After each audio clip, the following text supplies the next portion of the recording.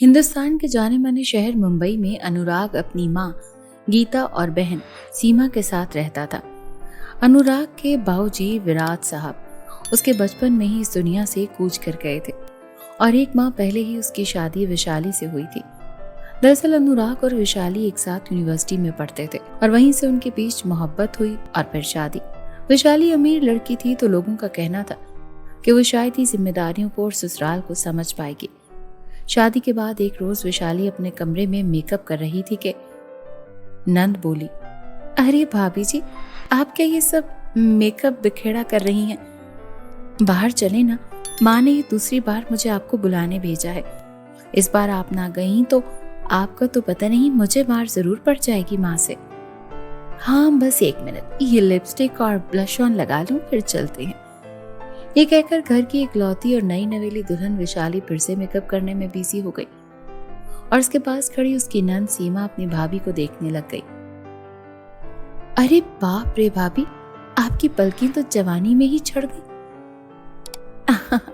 सीमा, ऐसा नहीं है, मेरी भोली भाली नंद ये आर्टिफिशियल पलकें हैं और लैश ग्लू इन्हें लगाते हैं। कमाल है भाभी, और ये क्या है? ये ब्लश ऑन और ये हाइलाइटर है और ये है आई शेडोज की प्लेट। और एक चीज दिखाऊं, ये देखो, ये मेरे पास लिपस्टिक का कलेक्शन है। अरे वाह भाभी, आपके पास तो इतना सारा मेकअप है। मेरे पास तो बस एक गुलाबी रंग की लिपस्टिक है जो मुझे माँ ने दिलवाई थी, वो भी मेरी जिद पर साल पहले। अरे मगर ऐसा क्यों? तुम्हारी एज में तो लड़कियां कितना मेकअप करती हैं। हाँ मगर माँ को बिल्कुल पसंद नहीं है मेकअप शेकअप, ना खुद करती है ना मुझे करने देती है। ओहो चलो कोई बात नहीं, अब से तुम्हें मेकअप के लिए जो भी चाहिए हो मुझसे बिला झिझक मांग लेना।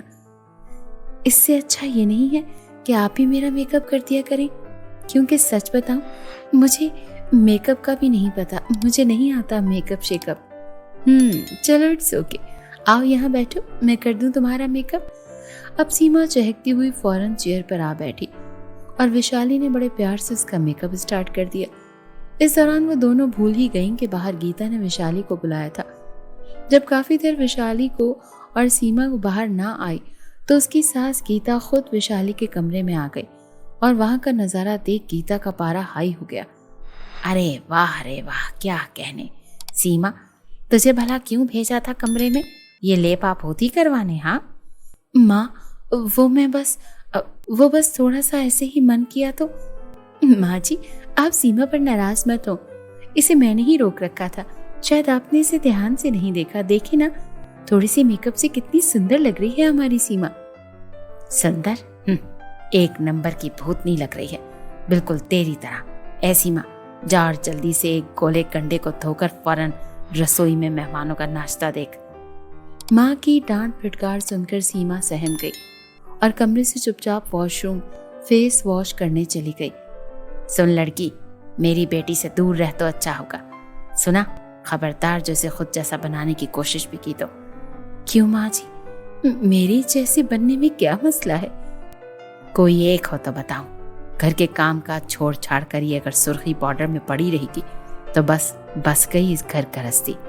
तुम्हारा क्या है, तुम तो ठहरी बड़े बाप की बेटी, तुम जितने चाहो पैसे खर्च कर डालो अपने इन लाल पीले नीले डब्बों पर, मगर हमने हमारे घर की बच्चियों को हमेशा से यही संस्कार दिए हैं कि जितनी चादर हो उतने ही पांव फैलाओ, और अब मन करे तो बाहर आ जाओ। कहीं ऐसा ना हो कि जो मेहमान खास तुमसे मिलने आए हैं वो मिले बिना ही चले जाएं। जब इस बात की खबर अनुराग को मिली कि उसकी माँ ने उसकी पत्नी को खूब सुनाई है तो आई एम सॉरी विशाली, देखो मैं जानता हूँ कि माँ का यूं तुम्हें डांटना और तुमसे बुरा बिहेव करना तुमको बुरा लगा होगा। विशाली, माँ मन की बुरी नहीं है, बस पिताजी के बाद वो चिड़चिड़ी सी हो गई हैं और बस तानों से खाली कोई बात नहीं करती। अब ये मेकअप वगैरह भी जब ही उसे नापसंद है, वरना पिताजी के वक्त में तो वो खुद सजा संवरा करती थी। अरे अनुराग, क्या हो गया है आपको? वो सिर्फ तुम्हारी ही माँ नहीं, मेरी भी है, मुझे बिल्कुल बुरा नहीं लगा। हाँ समझती हूँ कि पति के बिना औरत खोखली हो जाती है, मुझे छोड़ो और परेशान ना हो, मैं जरूर माँ जी का दिल जीत लूंगी। फिर एक रोज, भाभी मुझे मस्कारा लगाना नहीं आता, आप हेल्प कर देंगी? हाँ हाँ, क्यों नहीं, मैं सिखाती हूँ कि मस्कारा कैसे लगाया जाता है। और माँ जी जब पूजा के लिए जाया करेंगी ना, तो तुम मेरे पास आ जाया करना, सीखना और फिर मेरे आईज पर लगाकर प्रैक्टिस कर लेना।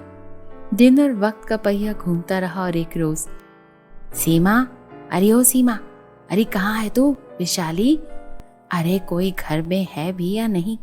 लगता है बाजार चली गई हैं दोनों। ये कहकर जब गीता घर से बाहर निकली तो उसने रानी को दरवाजे पर देखा। रानी उसकी पड़ोसन थी। अरे सुन रही रानी, तूने क्या कहीं सीमा और विशाली को देखा है?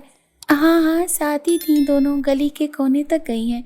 शायद नुक्कड़ पर जो पार्लर है ना, वहां गई होंगी।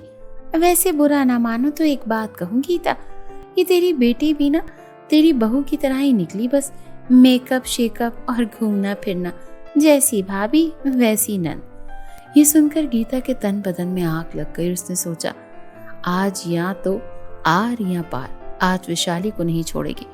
जब विशाली और सीमा घर आई तो, ठहरो दोनों, तूरी सीमा, तुझे भी काला पीला बनने का भूत सवार हो गया है रे। तेरी टांगे तोड़ दूंगी अब अगर घर से बाहर पार्लर गई हो तो। क्या पार्लर? पर हम तो किसी पार्लर में नहीं गए। चुप, बिल्कुल चुप।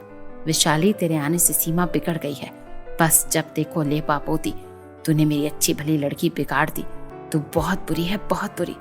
माँ, कुछ भी कहने से पहले जरा सोच लो। ये दोनों किसी पार्लर नहीं गई थी, बल्कि ये मेरे साथ गई थी। क्या, तेरे साथ?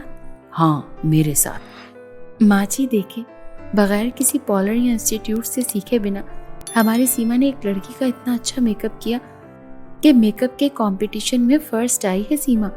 इसीलिए हम किसी अच्छे मेकअप सिखाने वाले इंस्टीट्यूट सीमा का एडमिशन करवाने गए थे, ताकि सीमा को मजीद अच्छा मेकअप सीखने को मिले। अब इसके बाद सीमा डर डर कर माँ के पास गई और उसका प्यार से हाथ थामा। माँ, मेरी प्यारी माँ, अपने मन से भाभी के लिए मैल निकाल दो। उन्होंने हमेशा मेरा और इस घर का अच्छा चाहा है, मेरा एक माँ की तरह ख्याल किया है। वो बुरी नहीं है, बल्कि बहुत अच्छी है। अब गीता को एहसास हुआ कि वो गलत थी। विशाली के बारे में उसके विचार गलत थे। वो बड़े बाप की बेटी होकर भी इतनी दयालु होगी उसने सोचा नहीं था।